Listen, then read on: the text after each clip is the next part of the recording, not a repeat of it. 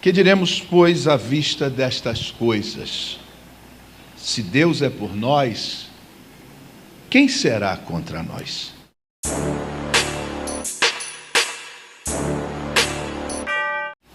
A grande luta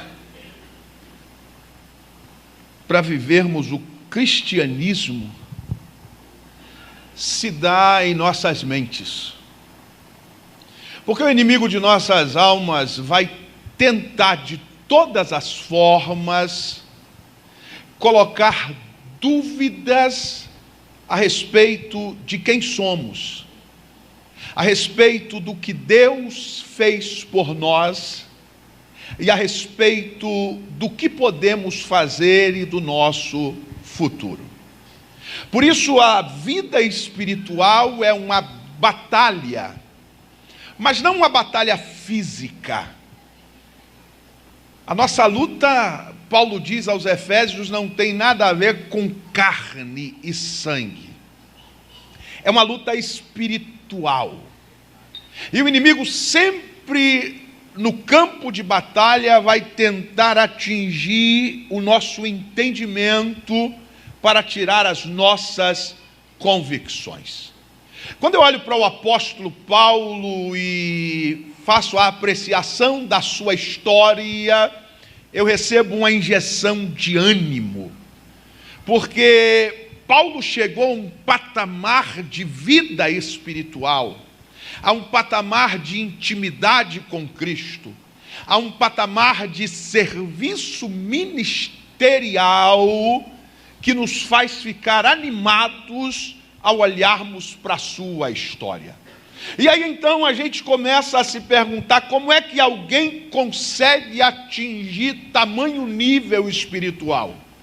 Como é que alguém consegue atingir tal patamar de espiritualidade, de compreensão das coisas e de serviço ao Deus Todo-Poderoso? E a gente começa a descobrir que Paulo recebeu revelações tão tremendas, coisas tão maravilhosas, ele viu coisas que chamou de inefáveis e disse que não convém dizer aos homens. Paulo alcançou um patamar de espiritualidade e de serviço, e é bom que a gente sempre cite isso, porque espiritualidade sem serviço não presta para nada. Espiritualidade sem trabalho não serve para nada. Espiritualidade tem que andar com serviço. Espiritualidade tem que estar atrelada a trabalho espiritual, trabalho na obra de Deus. Ele alcançou esse patamar por causa do entendimento que teve das coisas espirituais. Eu estou tentando lhes dizer esta noite que a nossa vida espiritual terá o alcance do nosso entendimento das coisas espirituais. Quanto menos entendermos as coisas de Deus, menos espirituais seremos e menos faremos a obra do Senhor.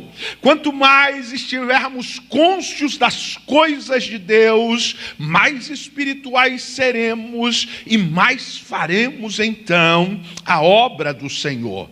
Paulo chega a um patamar de espiritualidade que coloca diante de nós aquilo que alguns chamam de o hino da vitória. E só pode cantar o hino da vitória quem entende que já venceu, independente da situação, independente dos problemas, independente da dificuldade. Isso quer dizer que o problema não pode determinar a forma como eu adoro. As dificuldades não podem determinar a maneira como eu me expresso a respeito das coisas de Deus. Os problemas existem, mas eu entendo que Deus é maior do que qualquer problema. As dificuldades estão aí, mas eu compreendo que o meu Senhor é poderoso para dar vitória em qualquer situação. E por isso eu canto o hino da vitória. Eu estou falando de um homem que sofreu mais do que qualquer um de nós aqui.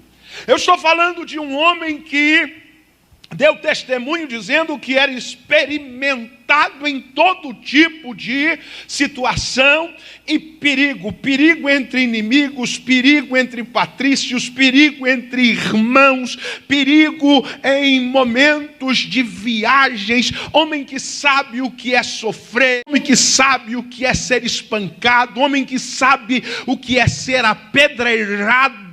E ele não está vivenciando um momento fácil quando escreve esta carta ou qualquer das cartas que escreveu, mas independente do momento, ele está com as mãos levantadas e dizendo: se Deus é por nós, quem será contra nós? O que Paulo está dizendo não é que não vão se levantar contra nós, não é que não vão tentar nos parar, não é que não vão tentar nos calar. Ele está dizendo que não adianta tentar nos parar, não adianta se levantar, não adianta fazer tudo para calar a nossa voz, porque Deus está do nosso lado, Deus é conosco, é Deus quem peleja as nossas batalhas. E é claro que esse entendimento não nasce do nada.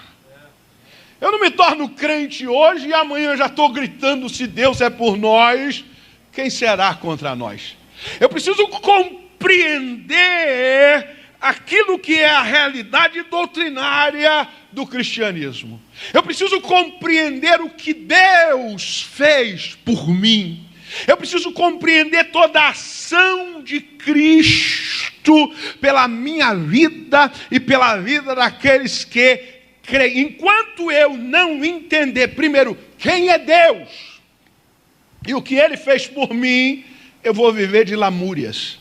Eu vou viver de reclamação. Só para ilustrar, hoje à tarde eu estava me preparando para sair, a minha esposa me chamou e disse: Demétrios, por favor, me ajude. Eu disse: o que houve? Ela disse: toda vez que a gente vai sair, eu começo a ter taquicardia, eu começo a ficar ansiosa, eu começo a ficar nervosa, eu fico com medo, eu não consigo sair bem. E eu disse: o que ocasionou isso? Onde é que começou esse problema? Ela disse: isso começou naquele dia em que eu fui assaltada e levaram um carro. Não sei se vocês sabem, alguns anos atrás, assaltaram a minha esposa e levaram o carro, e ela disse: a partir daquele momento eu nunca mais tive tranquilidade para sair. E eu disse para ela: então vamos parar para pensar uma coisa. Ela: o quê? Você se lembra que levaram o carro, mas nós achamos? Ela disse: sim.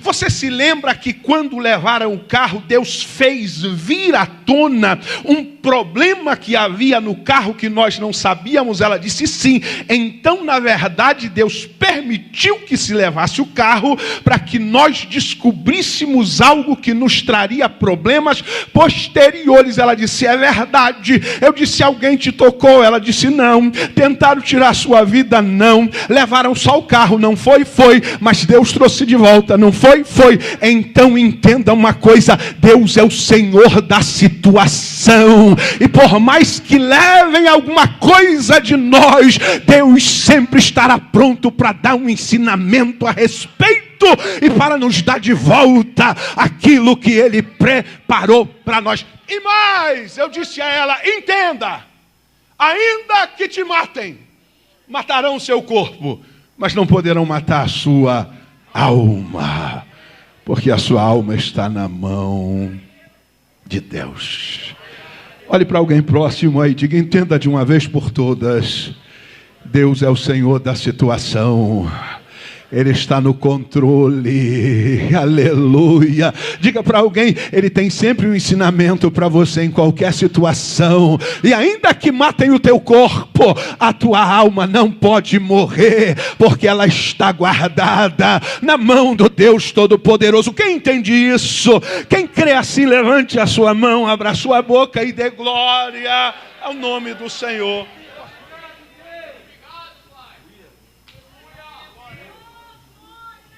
A gente começa a crescer quando a gente começa a entender. Os nossos medos começam a ir embora quando nós começamos a compreender. nós passamos a ser melhores como cristãos, e não é fácil, quando nós começamos a mergulhar nas profundezas da revelação e da ação de Deus. Queridos, ninguém aqui é da mesma maneira que era há 10 anos atrás. Ninguém aqui é a mesma pessoa que era há 15 anos atrás. Ninguém aqui vive, age e pensa do mesmo jeito que pensava há 20 anos atrás. E se age, então tem alguma coisa errada, porque toda vez que o tempo passa e a gente se aprofunda, a gente sai do outro lado melhor, a gente sai do outro lado crescido, a gente sai do outro lado mais apto, a gente sai do outro lado mais convicto. É essa convicção que nós precisamos. É essa convicção, o pastor estava falando do tema para a ONU, que nos fortalece. São as certezas que nós passamos a ter quando entendemos o agir de Deus, que nos faz levantar diante das situações e gritar: se Deus é por nós, quem será contra nós? E você vai descobrir que quando Paulo grita isso, ele grita baseado em algumas coisas. Ele diz: que diremos, pois, à vista destas coisas?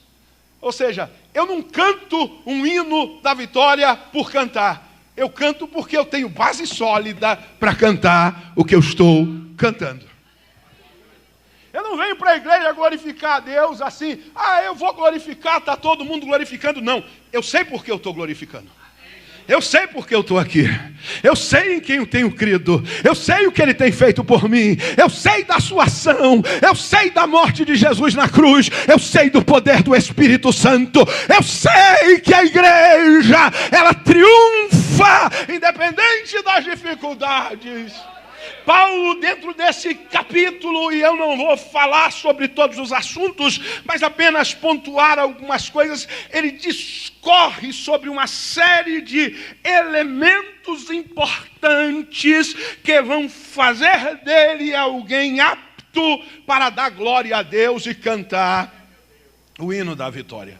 Pastor Demetrios, o que é que eu preciso saber para ter essa convicção? Primeiro, não há condenação para quem está em Cristo Jesus.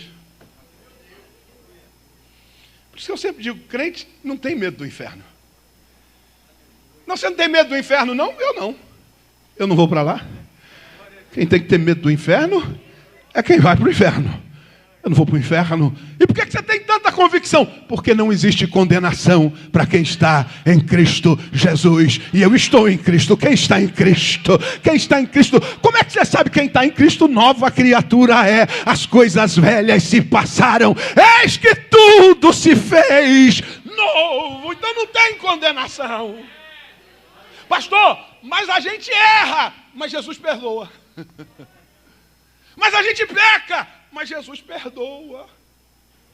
É só confessar e deixar.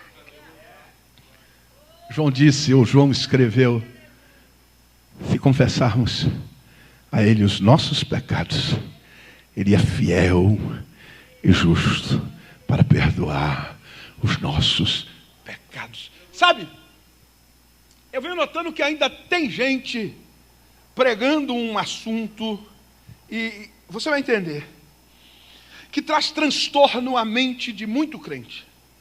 Porque quando você olha para Isaías capítulo 59, lá está escrito assim: a mão de Deus não está encolhida para que não possa salvar.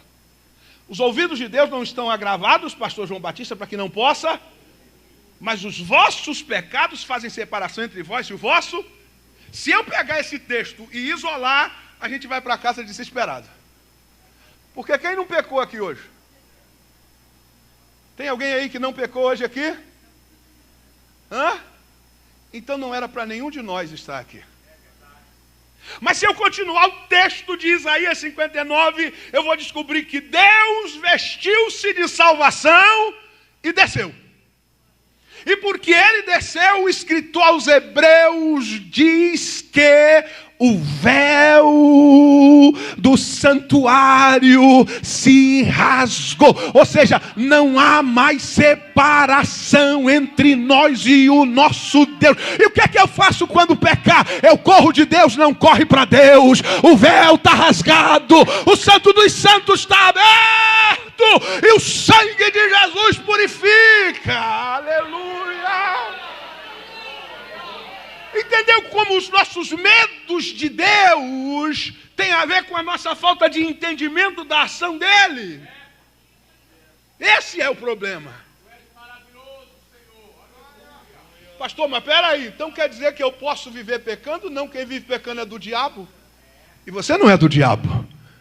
Você é a nova criatura. Isso quer dizer que quando nós errarmos, nós não precisamos nos esconder. Nós não precisamos parar de ir à igreja. Nós não precisamos parar de buscar a Deus. Porque não há mais condenação para quem está em Cristo Jesus.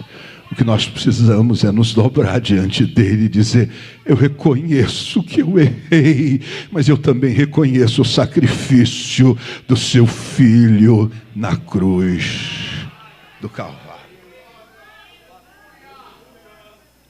Eu venho notando, conversando às vezes, ou dando aula, que ainda existe crente que tem medo do juízo final.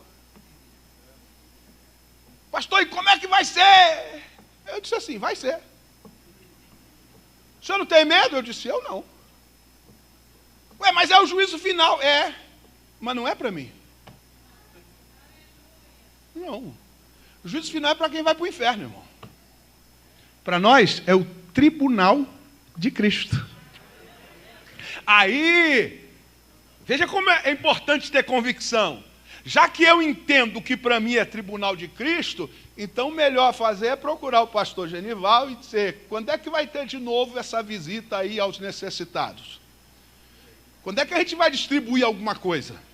Quando é que vai ter uma viagem missionária? Por quê? Porque tribunal de Cristo é Jesus olhando para mim e dizendo: o que é que tu fez com o dom que eu te dei?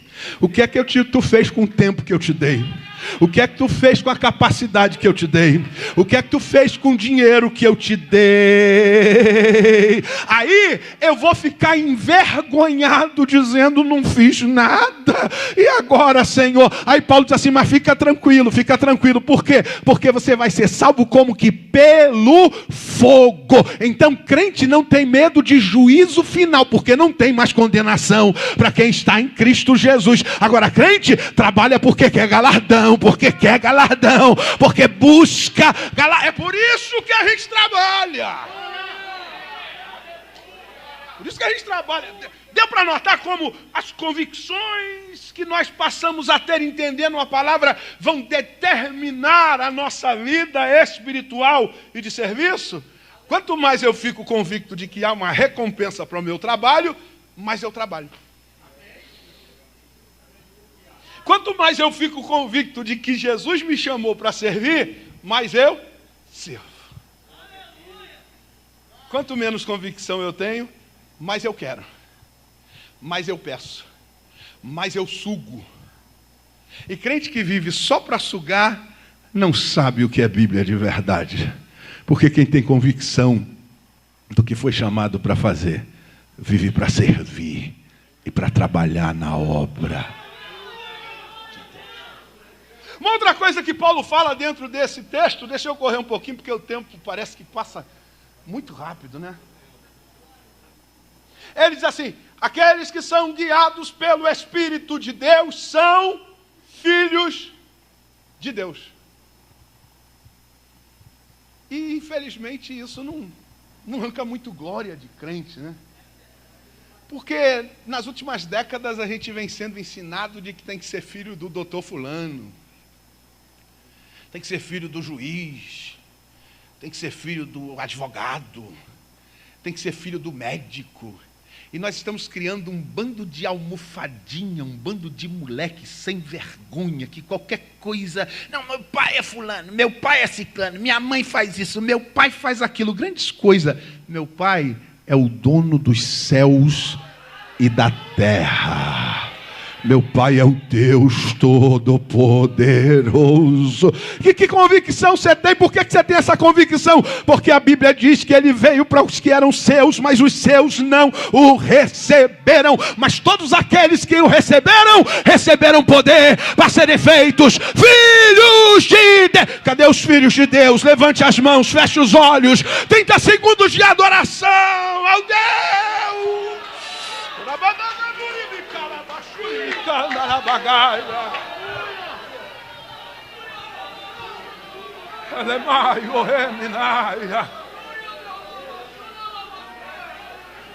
Eu sei quem eu sou. Sou filho de Deus. Eu sou filho do dono do universo. E Paulo diz assim, ó: e se somos filhos, somos também herdeiros. Herdeiros de Deus e co-herdeiros com Cristo. Tem um hino antigo que a mocidade cantava muito, que era assim, os mais antigos devem lembrar: tudo que Jesus conquistou na cruz é direito, é nossa herança.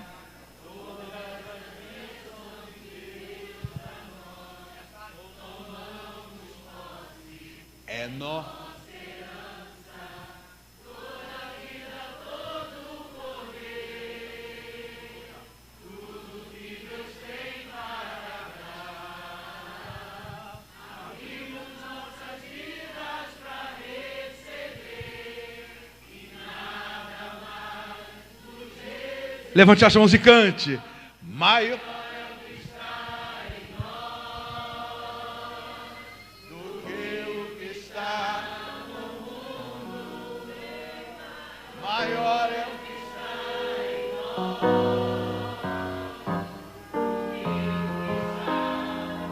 Amém.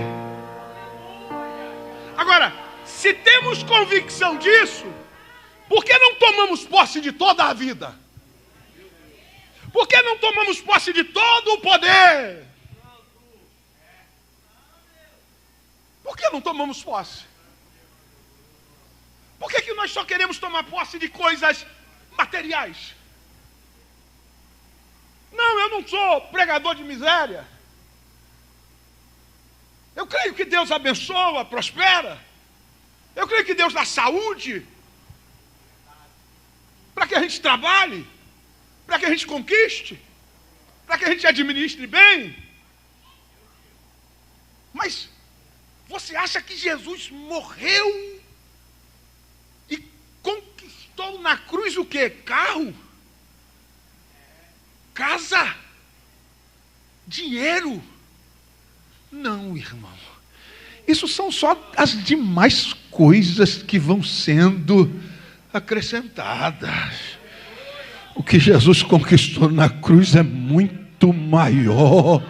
Oh, aleluia! É toda a vida, é todo o poder, é toda sorte de bênçãos espirituais nas regiões celestiais. Então, se eu sou um crente mesquinho, é porque eu não tenho convicção. Se eu sou um crente fraco, é porque eu não tenho convicção. Se eu não tenho forças para lutar e não me fortaleço em Cristo, é porque eu não tenho convicção. Mas essa noite, Deus nos trouxe aqui para dizer: levanta a cabeça, tenha convicção e cante o hino da vitória.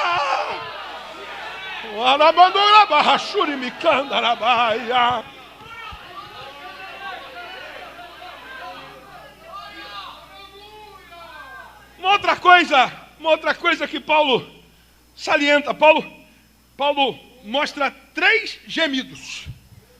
Ele diz assim: a criação geme. Ainda que involuntariamente, mas os animais estão gemendo. Os seres vivos estão gemendo. A natureza, é só você ler em casa que você vai ver. A natureza está gemendo. E por que a natureza está gemendo? A natureza está gemendo, aguardando a manifestação dos filhos de Deus. E nós poderíamos tornar esse gemido menos doído se nós entendêssemos que na cruz Jesus deu-nos de volta aquela autoridade que Adão perdeu sobre a natureza. Nós ainda não entendemos que Adão pega tudo que recebeu de autoridade e deu na mão do diabo. E aí Jesus foi lá e o diabo gritou: tudo é meu, eu te dou, se prostrado me adorar. Aí Jesus: espera aí um pouquinho. Aí, daqui a pouco, domingo de manhã, ele ressuscita, levanta, olha, bate no peito e disse: todo poder é me dado nos céus e na terra. E se Jesus conquistou todo o poder na cruz, e nós somos co-herdeiros com Cristo, então toda a vida, todo o poder e tudo que Deus tem para nos dar. A natureza geme mais doído ainda, porque ainda nós não nos posicionamos como deveríamos. Mas há um outro gemido, o nosso, que nós estamos gemendo diariamente. Mas o lindo é que nós e a natureza não gememos sozinhos. Sabe por quê? Porque ele diz que o Espírito Santo geme por nós e conosco. Quando você chora, você não está chorando sozinho. O Espírito Santo está chorando com você. Quando você geme, você não está gemendo sozinho. Quando você dobra o joelho e diz: Deus, o que é que está acontecendo? Tudo em volta está tentando arrasar comigo. Aí Paulo diz assim: e o mesmo Espírito nos ajuda em nossas fraquezas. É isso mesmo, é isso mesmo. Você é fraco, você é fraco, você é fraco, você é fraco, você é fraco. Eu sou fraco, o senhor é fraco. Todo mundo aqui é fraco. Aqui não tem ninguém forte não. Mas nós temos alguém que está nos ajudando em nossas fraquezas.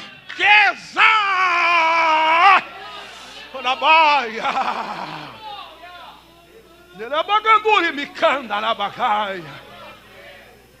Por isso que o salmista diz: eu sou pobre e necessitado, mas o Senhor cuida de mim. Para com essa autoajuda imprimida pelo mundo. Você é o tal, você vai vencer, você é o bom, você é o cara, você é isso, você é aquilo. Eu não sou nada, eu não sou ninguém, eu não posso nada, eu não tenho nada. Mas o meu Deus, Ele é poderoso, Ele é grande, Ele pode, Ele tem, Ele sabe. Nele eu posso todas as coisas, disse o apóstolo Paulo.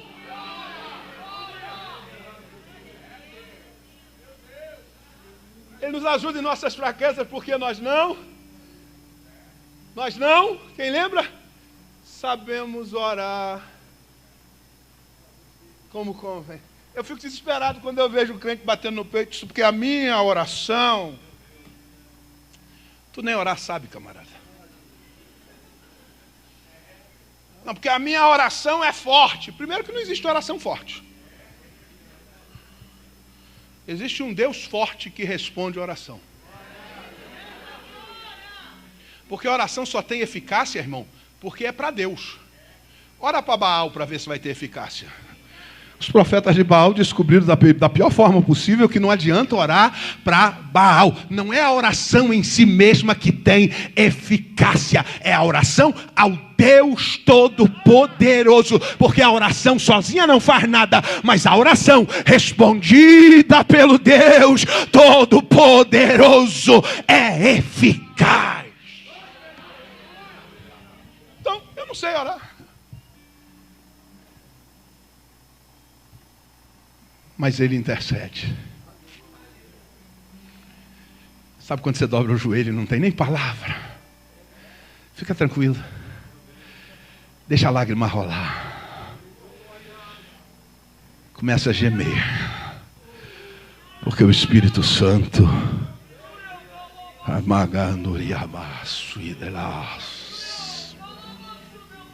quantos creem que essa noite o Espírito está intercedendo por nós? Levante as mãos, por favor.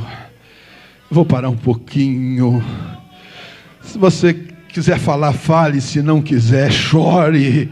Se não puder chorar, então deixa um gemido a sair aí. Mas tenha certeza, o Espírito está intercedendo pela sua igreja.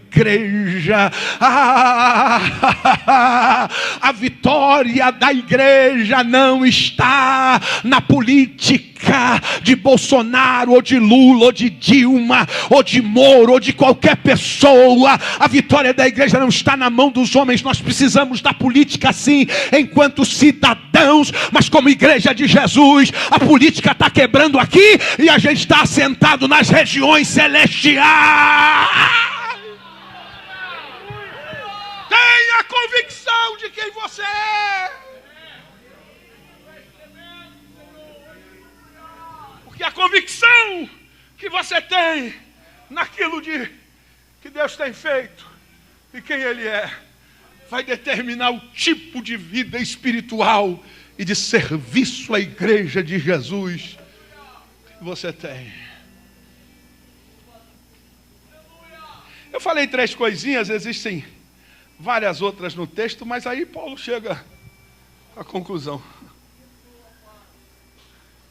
O que eu vou dizer diante disso?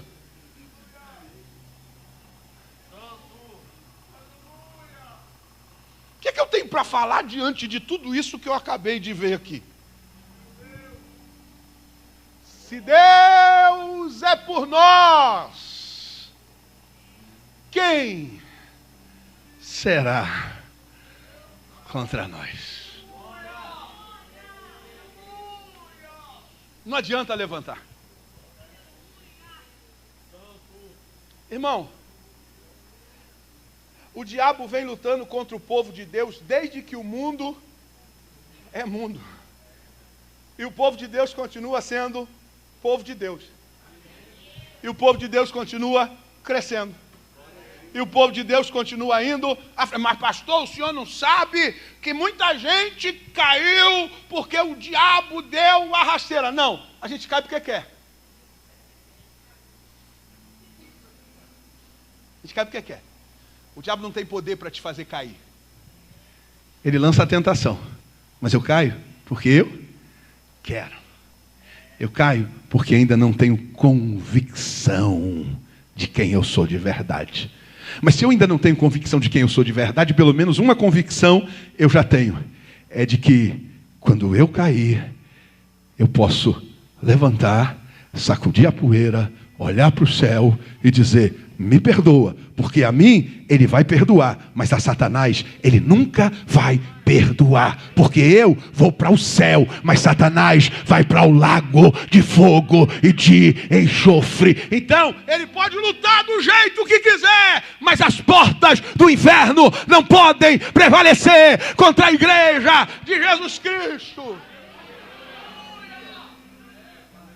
Irmão, olha para cá, vou dar um exemplo aqui. A ADS não deixou de ser ADS.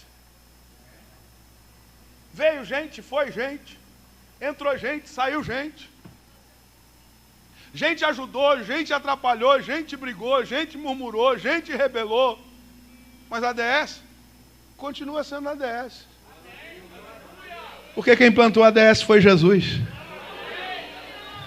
Daqui 50 anos, se Jesus não voltar, a maioria de nós não estará aqui. E tomara a Deus que eu não esteja, mesmo que eu já estou com 50, não quero viver sem. Sangue de Jesus tem poder. Se Jesus não voltar daqui 50, a maioria de nós não estará mais aqui. Mas a ADS continuará sendo ADS e glorificando o nome de Jesus. Porque os homens, eles nascem, eles crescem, eles adoecem, eles morrem. Mas a igreja de Jesus continua marchando até o dia do arrebatamento.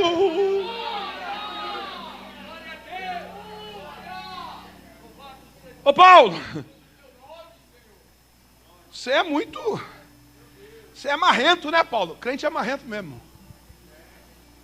No sentido espiritual, crente é marrento mesmo. Mas você é um comedor de arroz e feijão e carne também. E como é que pode ter tanta certeza? Ó.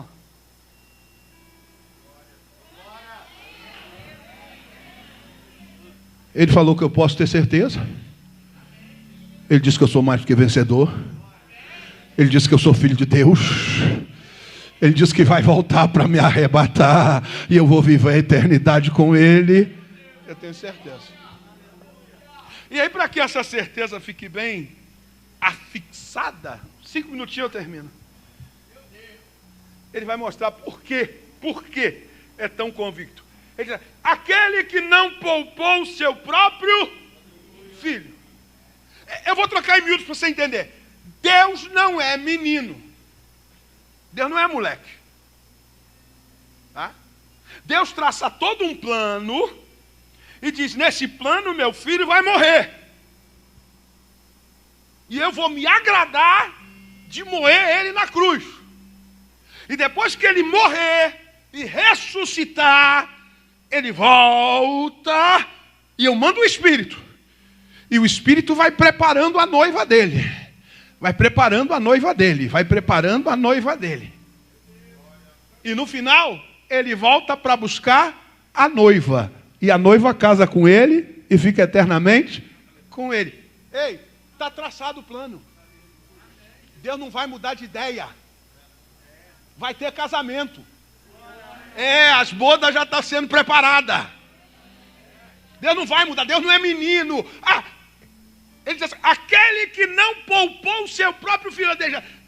Deus no seu plano determinou que o filho morreria por todos nós.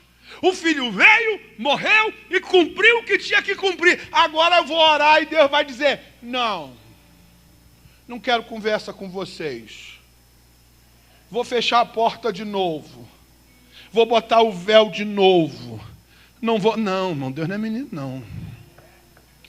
A garantia de que Deus vai fazer o que prometeu a você é a morte de Jesus Cristo na cruz do Calvário. A garantia de que Deus vai cumprir todo o projeto é o sangue derramado e o Espírito Santo derramado, porque Ele é o penhor da nossa herança. Porventura não nos dará graciosamente todas as coisas? É claro que Ele vai dar, irmão. Tudo que Jesus conquistou na cruz é direito nosso. Mas aí tem. Não, mas fulano não. Mas ele? Não, o senhor sabe quem era ele? Sabe o que ele viveu fazendo? Sabe como é que ele andou? Conheceu a história desse cara? Aí Paulo diz assim, quem tentará acusação? Irmão, quem intercede por nós não é Maria, não. Não. Quem intercede por nós tem a mão marcada. Quem intercede por nós não fica lá no céu assim, por favor. Não, quem ficava assim era Arão. Arão é que tinha que oferecer um sacrifício cá fora, com medo de morrer, desesperado. Aí tinha que ir lá dentro, pegar o incensário, colocar fumaça todinha, sabe para quê? Para que Deus não visse ele lá. Isso aqui é uma analogia. A fumaça esconde, é para Deus não olhar para o pecado dele, está escondido. A fumaça tomou conta de tudo. Sabe as campainhas ao redor da sobrepeliz? Alguém diz assim, não, é para mostrar que o sacerdote está vivo. Eu já preguei isso também, não é nada disso não. Está na Bíblia. A campainha é para mostrar que ele está se aproximando. É como se ele estivesse entrando dizendo, Deus, estou chegando, Deus, estou chegando, Deus, estou chegando. Aí ele ia lá, jogava o sangue no propiciatório. Ele é que tinha que ter medo. Agora Jesus não. Jesus, quando acontece, ele diz, está aqui, Pai. Olha a marca aqui, Pai. Olha a marca aqui, Pai. Foi por eles que eu morri. Ajuda eles. É por isso que o escritor de Hebreus diz, tendo, porém, ousadia para entrar no santo dos santos pelo novo e vivo caminho, isso é o véu que ele nos consagrou, o seu corpo. Aproximemo-nos. Quem veio hoje para se aproximar do santuário, levante a mão e dê glória. Não adianta acusar. Quem me justifica é Deus. E sabe o que é justificar? Justificar é declarar justo. É o cara dizendo, ele não. E Deus dizendo, para mim é justo. Mas ele pecou, para mim é justo. Errou demais, para mim é justo. Isso foi um prostituto, para mim é justo. Foi traficante, para mim é justo. Adulterava demais, para mim é justo. Isso matou, para mim é justo. Como assim ele é justo com tanto pecado? É que quando eu olho para ele, eu não vejo os pecados dele. Os pecados dele eu já lancei na conta do meu filho. Agora a justiça do meu filho eu já lancei na conta dele. Para mim é justo, é justo, é justo. Ninguém pode acusar aqueles a quem Deus já justificou. E essa é para matar. Quem os condenará? Ele já disse. Não há condenação para os que estão em Cristo Jesus.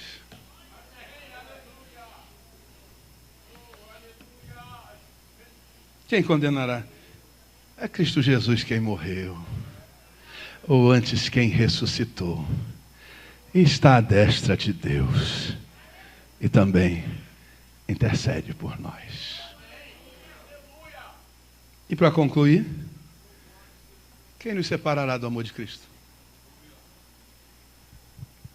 Quem é que vai fazer Jesus te amar mais ou menos? Quem? Irmão, eu já ouvi pregação do tipo, se você produz mais, Deus te ama mais. Se você produz menos, isso é mentira, irmão, isso é conversa fiada. Irmão, se Deus nos amasse por produção, Ele matava nós tudo.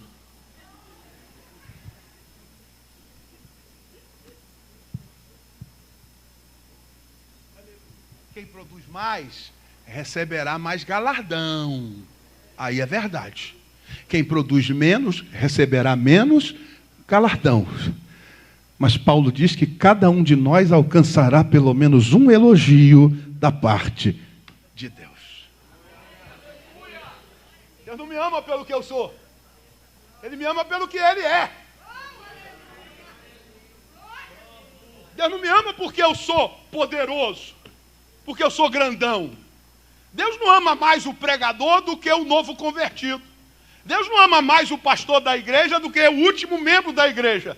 Deus ama todos da mesma forma e do mesmo jeito, porque o sangue de Jesus comprou o pastor, comprou o pregador, comprou o presbítero, comprou o evangelista, comprou a dirigente do círculo de oração, mas comprou você que está aí atrás. Nunca teve um cargo na igreja. Quando a trombeta tocar, você e eu vamos subir e estar eternamente com Cristo. Fecha os olhos. Pai, nos dê convicção. É disso que precisamos. Se tivermos convicção, não importa o que está acontecendo no mundo, nós vamos continuar fazendo a tua obra e glorificando o teu nome. Se tivermos convicção de tudo que o Senhor fez por nós e está fazendo em nós, não importa quem é que vai ganhar ou perder no fim do ano, o que importa é que a tua igreja nunca perde e nunca vai perder. Se nós tivermos convicção, ainda que ganhe aqueles que nós não queremos e traga sobre nós, ó Deus, perseguição, seremos perseguidos, mas glorificando o teu nome, porque nada pode nos separar do amor do teu Filho Jesus Cristo. Dá-nos convicção, Pai, para que nós nos fortaleçamos em nome de Jesus.